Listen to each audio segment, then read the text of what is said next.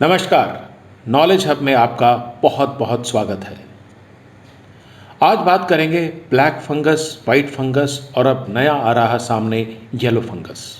आगे बढ़ने से पहले आपसे अनुरोध है कि कृपया इस चैनल को सब्सक्राइब कर दें, इस वीडियो को अधिक से अधिक लोगों के साथ शेयर कर दें ताकि ये सबके पास सूचना पहुंच जाए और बेल आइकन दबा दें ताकि आपके पास तुरंत नोटिफिकेशन हमारे नए वीडियोस की आ जाए। जैसा कि आप जानते हैं, देश में ब्लैक फंगस के मामले लगातार बढ़ रहे हैं। कई राज्यों ने तो इसे महामारी घोषित कर दिया है। अब साथ ही साथ कुछ वाइट फंगस के मामले भी सामने आ रहे हैं। इसके बाद गाजियाबाद में येलो फंगस का भी सामना आ रहा है, सामना कर रहे हैं कुछ लोग। तो आज समझने की कोशिश करते हैं कि क्या ब्लैक और वाइट फंगस के अलावा भी कुछ फंगल इन्फेक्शन है, इनकी होने की वजह क्या है, कौन सा ज़्यादा खतरनाक है और इनके लक्षण क्या है। देखिए, जहाँ तक फंगल इन्फेक्शन का जो सवाल है, फंगल इन्फेक्शन कई तरह के होते हैं। हाँ, एक बात और बता दूं कि कोरोना मरीजों को फंगल डिजीज़ का खतरा ज़्यादा है, वो आपको मैं आगे बताता हूँ। फंगल इन्फेक्शन कई तरह के होते हैं।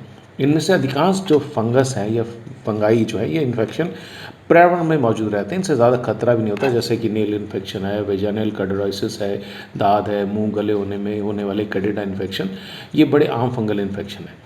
इसी तरह येलो फंगस भी एक आम जैली फंगस है। कई फंगल जो है वो इन्फेक्शन कमज़ोर इम्यूनिटी की वजह से होते हैं। इनमें से कुछ तो बहुत संक्रामक और बहुत जानलेवा होते हैं। ब्लैक और वाइट फंगस जो है वो भी कमज़ोर इम्यूनिटी की वजह से ही होते हैं। तो असल में क्या है, कमज़ोर इम्यून सिस्टम इन्फेक्शन से नहीं लड़ पाता है। HIV, कैंसर के मरीज़ों, जिन मरीज़ों का ऑर्गन ट्रांसप्लांट हुआ है, जिनको दवाओं की वजह से कोई इन्फेक्शन का खतरा है, कोरोना जिन लोगों को हो रहा है उनका भी इम्यून सिस्टम कमज़ोर हो जाता है। यदि किसी हाई डायबिटिक मरीज़ को कोरोना हो जाता है तो उसका इम्यून सिस्टम और कमज़ोर हो जाता है। ऐसे में उसके अंदर फंगल इन्फेक्शन फैलने की आशंका और ज़्यादा हो जाती है। बहुत सारे कोरोना मरीजों को स्टेरॉयड दिए जाते हैं, इससे भी उनकी इम्यूनिटी यानी कि रोगों से लड़ने की क्षमता कम हो जाती है, उनको भी फंगल इन्फेक्शन होने की संभावना ज़्यादा हो जाती है। American agency centre for disease control and prevention के मुताबिक कमज़ोर इम्यून सिस्टम की वजह से मोटे तौर पर जो इन्फेक्शन होते हैं उसमें म्यूकरमाइकोसिस यानी कि black fungus, candidiasis white fungus, इसके अलावा न्यूमोसिस्टिस निमोनिया, टेलरोमाइकोसिस, ये नियोफॉर्म्स इन्फेक्शन आदि कुछ कॉमन इन्फेक्शन है। ब्लैक और वाइट फंगस में से जहाँ तक ज़्यादा खतरनाक की बात है तो उसके लिए बात हमने की डॉक्टर VK भारद्वाज से, जो कि हेमाटोलॉजिस्ट हैं। उन्होंने कहा है कि अगर संक्रमण फैलने की दर से देखें तो वाइट फंगस ब्लैक फंगस से ज़्यादा संक्रामक है, यानी कि ज़्यादा लोगों में वाइट फंगस होता है। लेकिन मॉर्टैलिटी की बात करें तो ब्लैक फंगस बहुत जानलेवा है। 54% मरीज इसमें बचते नहीं हैं, मर जाते हैं।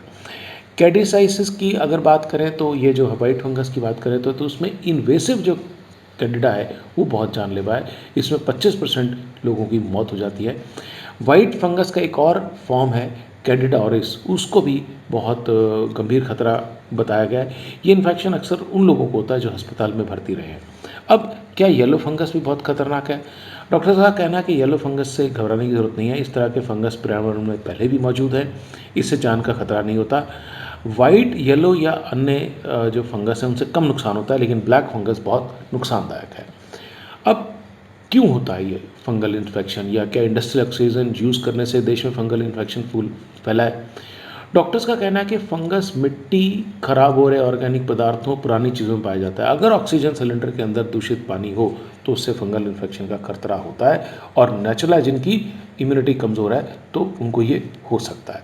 ठीक है। वाइट फंगस के लक्षण क्या है? कैंडिडा नाम का जो फंगस है इसको कैंडिडाइसिस या वाइट फंगस कहते हैं। ये आमतौर से स्किन के अंदर जैसे मुंह, गले, वजाइना बिना कोई समस्या पैदा करे रहते हैं। जब वे बहुत तेज़ी से फैलने शुरू होते हैं तो शरीर के इंटरनल ऑर्गन्स जैसे किडनी, हार्ट और ब्रेन में पहुंच जाते हैं, तब ये घातक रूप ले जाते हैं। बुखार आना, ठंड लगना, ये इनके आम लक्षण है। ब्लैक फंगस का जो लक्षण है वो डिपेंड करता है कि कहाँ पर है। चेहरे का एक तरफ से सूज आना, सिर दर्द होना, नाक बंद होना, उल्टी आना, बुखार आना और बहुत सारी चीज़ें। और जब ब्लैक फंगस जो है ब्लैक पिगमेंट को इंट्रोड्यूस करता है तो उसे ब्लैक फंगस कहे जाते हैं।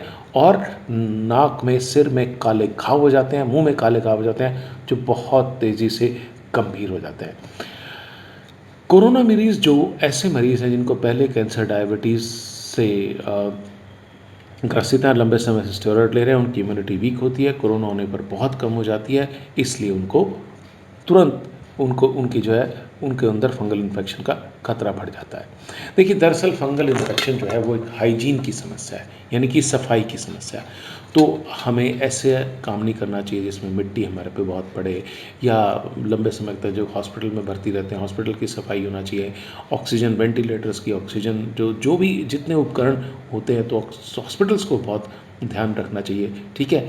तो ये बहुत ख़ास चीज़ है, लेकिन फंगस से बचा जा सकता है। ब्लैक फंगस खतरनाक है, पर बाकी फंगस से बचा जा सकता है। बहुत बहुत धन्यवाद। जय हिंद।